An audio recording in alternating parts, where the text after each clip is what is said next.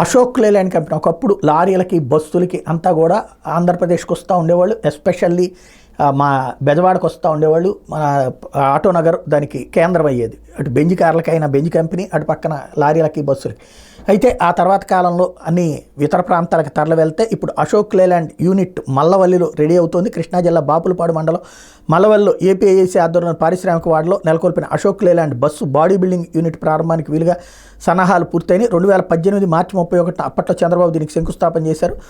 నెలల వ్యవధిలోనే దాన్ని అందుబాటులోకి తేవాలని కూడా అప్పట్లో ఆదేశించారు. అయితే త్వరితగతిన యూనిట్ అందుబాటులోకి తెచ్చేందుకు అశోక్ లేలాండ్ సంస్థ అప్పట్లో వర్కౌట్ కాలేదు. యూనిట్కి సంబంధించిన అన్ని నిర్మాణాలు ఏడాది వ్యవధిలోనే పూర్తి చేయడంతో పాటు నిరుద్యోగ యువతకు శిక్షణ ఇచ్చేందుకు నైపుణ్య శిక్షణ కేంద్రాన్ని కూడా కలుపుకుంది.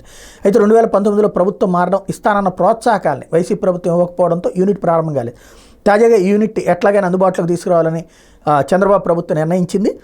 పరిశ్రమల శాఖ మంత్రి టీజీ భరత్, గన్నవరం ఎమ్మెల్యే యార్లగడ్డ వెంకట్రావులు ఇప్పటికే పలు దఫాలుగా సంస్థ ప్రతినిధులతో మాట్లాడి తగిన హామీలు ఇచ్చారు. దీంతో ఉత్పత్తి ప్రారంభానికి వీలుగా అవసరమైనటువంటి పనులు శరవేగంగా జరుగుతున్నాయని చెప్పి ప్రకటించారు. అశోక్ లేలాండ్ యూనిట్ ప్రారంభమైతే ఉద్యోగోపాధి అవకాశాలు ఈ ప్రాంతాల్లో మెరుగవుతాయి అన్నటువంటిది ప్రకటించారు.